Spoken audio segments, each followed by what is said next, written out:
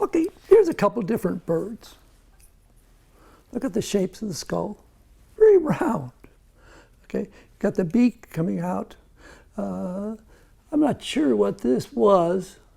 Might have been a seagull or something. This is a hawk. And you can see that really got that beak in there.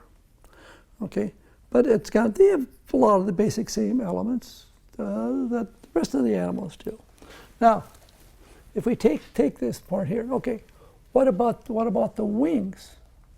Well, if we start out with the wings of a bird, take here, okay, I'm drawing just a simple volumes, making the spine coming through, drumstick coming down, okay, tail, okay, the scapula like ours, except it's like a dinosaur's. It really goes along the back, just same idea. Then, if you think of it, it's shoulder, elbow, wrist, and fingers. Same arrangement. So if I take and stretch this out, here's where the feathers would take and be going. Same thing. But when it's folded back, what happens is this moves in here, this comes up here, and we get this type of a thing. So the elbow and the shoulder are coming up into here. So this creates, when you're looking at the birds then, this volume through in here. And the feathers then are going to be folded back. Well, on the tail, the feathers are coming around this corner here. And these are going out, pull through here, feathers underneath. All of this then is being built up. So we create this shape then. Now, there's an endless variety within this. We don't normally even see, this is where a lot of the confusion comes, is that over here, as we're coming forward, here's the knee, here's the elbow, and then we're coming down to the fingers, wrist, fingers. Okay, we don't see this. The bird is usually covered, this is all covered up. So it looks like the knee is bending backwards. It's not the knee, okay? It's really coming down, and forward, coming through here. Then you're pulling in. Now, we start talking about the head. Okay, the bird. The shape of this head. And again, we start out with just a simple sphere. Now, most birds, actually, and again, I'm going more from a cartoon type thing, but it really applies. You start looking at ducks, anything, it pretty much flies. They have, the eyes are going to be on the side, and here. They have a cheek, and here. The ear is back here. Okay, the beak is coming out. Now, the difference in one bird to another is usually just the shape of the beak. Now, if I come through here and draw something like this, scale-wise, we would be talking about maybe a sparrow. Okay, if I take and make that beak come out here,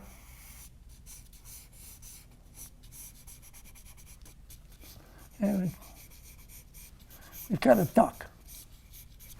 Okay, shape, the characteristics that you're dealing with. So going back to talking about body types and stuff, you're always looking for the same basic thing. There's one element that I always look at when I look at somebody's animal drawing.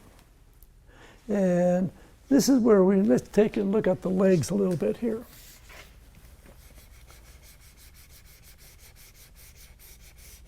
Okay, here, pelvis. So you notice I'm focusing on corners, where the tail is. Look at the bone coming through, coming down, heel. Now, okay, Our cat is a good example here now. Okay, coming down, notice how similar this is to a human now.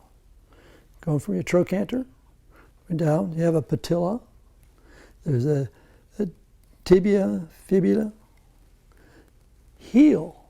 Now here's where we start, this is one of the elements I look at constantly to tell the difference if somebody knows about what they're looking at or knows anything about the anatomy of whatever they're drawing.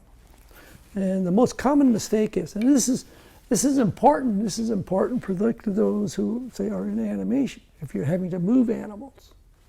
Okay, as we come down, okay, first of all, the muscles are here. We're pulling from here to here. Where the humans, our muscles will be coming back and tying very close to the joint. There's our tying a little bit farther down, giving a lot more leverage. Now, in this case, the heel is sticking up. Where ours, we come down, our ankle is here, our calcaneus bone is here, your Achilles tendon is coming down here. It's a very short distance in here, but we can still feel that Achilles tendon coming down. We have a gap in your own heel, and then we have the pads on our feet coming through. This gap, well, on all of your four-legged animals, this gap is much more pronounced. Muscles are still going in between. And here your gastrocnemius goes in between, goes in, where you've got your biceps of the femur, semi-membranous and tenuous coming down. The shape, feel these going in. The patella, these things are coming down. Here's where the joint is. You have this hollow in here. And then we start to come down through here. So you look to these points. This is the most obvious mistake that most people make coming through. That you've got to think about where actually is the change taking place. Now, if we take and you look at horses, without get involved in that, but you look at like a horse. Horses started out with 3 toes. They eventually evolved from 3 to 2 to 1. But they still have the remnants of all of these. It's like we have a couple rows of bones. We have a couple rows of bones in the wrist. All the animals have exactly the same thing. So we're really, really very, very, very similar. So we're constantly looking for these points. So you're constantly dealing with how these things, for instance, like you're thinking of the hands, how we come down. Let's look at the cat again. Okay, I think this was a squirrel. I think this was a squirrel here. It's a long story with this poor squirrel, but now, if you look at the cat, look at the squirrel, look at us. Not that different, for all the same pieces that we're dealing with. Okay, now, the difference here with the cat is that the digits, you can see in the wrist, as we're coming down, there are 2 rows of bones here. And then we come down, and then all of this, now their heel is really this small little point down here. It's up on the side, just like ours. So you've got this heel coming down here. So let me just take and draw this out a little bit more. Now this dogs, cats are again similar. So if we're coming down to the wrist.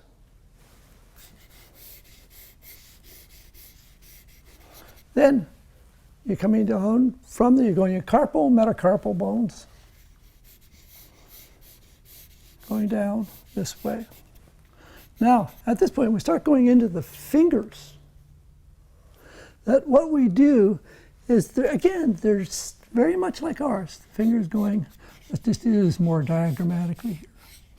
finger's going like this to this, and now here's where the change takes place. Right here. Instead of where our finger goes down like this, theirs goes up like that. And then here's where the nail is here. What happens is you have a ligament, a tendon that goes across through here. If you have a cat or a dog, if you press down on this section in here, you will see that it will extend the claw. And as it, like, for instance, a dog, the older it gets, it looks like its toes are getting longer. Well, that tendon is just stretching. They don't really have the flexibility of a cat. Okay, so as we're drawing this, we're thinking, okay, we've got this point here. We've come down, and then we've got the bones going off out here, and then we're coming down, and then we're going up, and here's where the claw is here. Well, if you look at the pads of the foot, got the big pad on the foot is right here. The small pads are right here. That's your pattern. You've got the pads, and you've got the pads coming off out here. And then the thumb is up high in the back. That's the pattern. Now, if you look at the Vilpu drawing manual, at the end of the first chapter, not the end of the chapter, first the introduction, I have a segment in there where I have a quote from Hokusai. And one of the things he points out, that by the time he was 70, I think it was 70, maybe 75, in this quote from him, he says that by, I think it was like the age of 70, he had taken and learned something of the pattern of animals, of birds, fish, and insects. And that's the key. And that's really everything I've been talking about here now, is learning the pattern of how things go. So as you look at, and you study your anatomy of the animals, study first, always looking for the same thing. Look for the difference, but you're always looking for the same thing. And it's the pattern. What is the pattern that these things make?